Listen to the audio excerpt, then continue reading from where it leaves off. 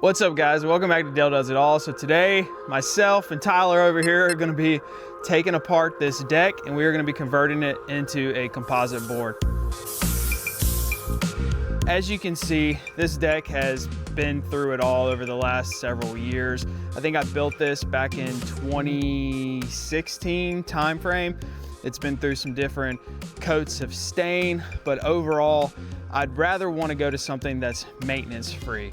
So part of that is going to be taking down all this old wood, really inspecting what the condition of the joists and the stringers are, and doing any sort of repairs that we have to do. So that way, hopefully, we can have no issues when we convert this to a composite board.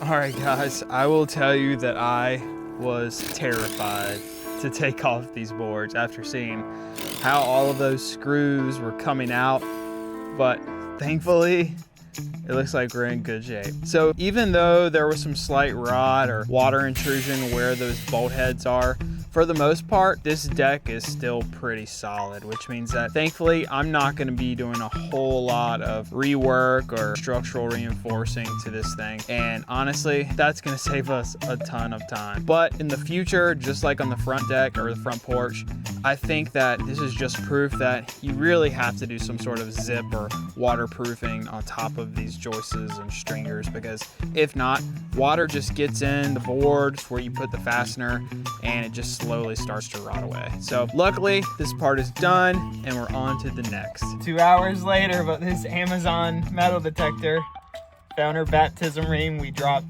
5-6 years ago. Yeah, at least. Found it. We started first popping a chalk line.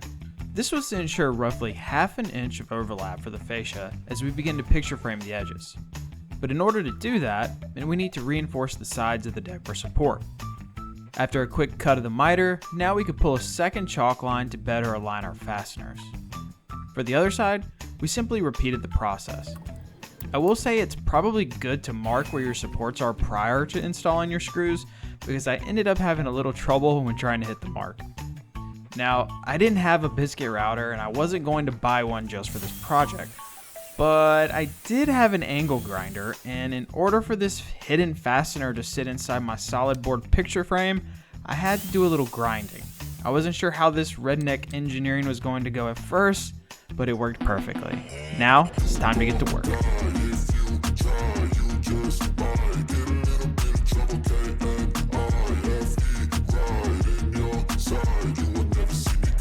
Guys, I will tell you, I am wore out, but we have got almost all of the top treks done and it looks really great. Unfortunately, we did have to redo the stairs, and ultimately it was just because some things wouldn't work out with this board, how it's met, and when we were trying to take out some of the hardware in order to get some of these old posts off, it ended up damaging some of the boards, and ultimately the steps were gonna have to be replaced, so we went ahead and just took that apart. I think overall was probably the better choice because now it looks amazing.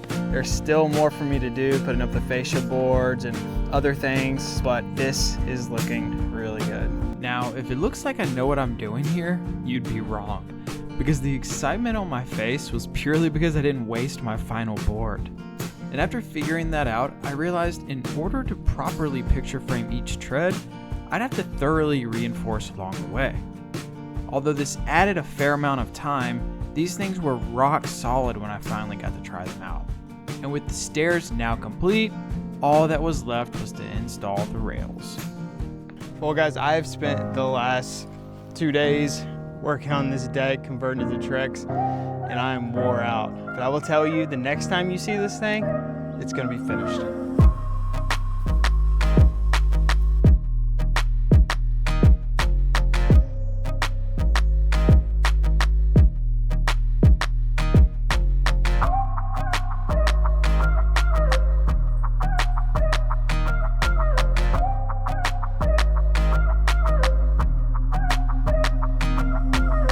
Well guys, there it is, my completed deck build. I would say overall, this wasn't very difficult to do. It definitely helps having more than one person. I'd say a few things to watch out for is that, you want to make sure that structurally your deck is going to be in a good condition before you get started. Make sure you do any sort of reinforcements, to throw some zip or some sort of weatherproofing on top of those joists. As you can see, I took some of the scrap wood and I just covered some of the posts that are on the side. And after installing that Musata rail system, which is a collaborator for this follow-up video of installing this entire rail kit and the how-to for that process, I will say this thing turns out amazing. It's very modern, it's sleek, and it's definitely eye-catching. I want to say that going to something that's completely maintenance-free, there's no more staining or painting, is something I've been looking forward to for quite a long time. Overall, not too hard of a job. And no, it's not perfect. And I mean, that's the whole nature of DIY. You're doing it yourself. It's not going to be perfection. However, you're going to be proud of it, and it's going to be something that you're going to look back on and feel good about knowing you did it yourself. So anyway, guys, thanks for watching. Make sure to subscribe and check the follow-up video where I show a DIY for this Musata railing kit. All right, guys, Dale did us all. See you later.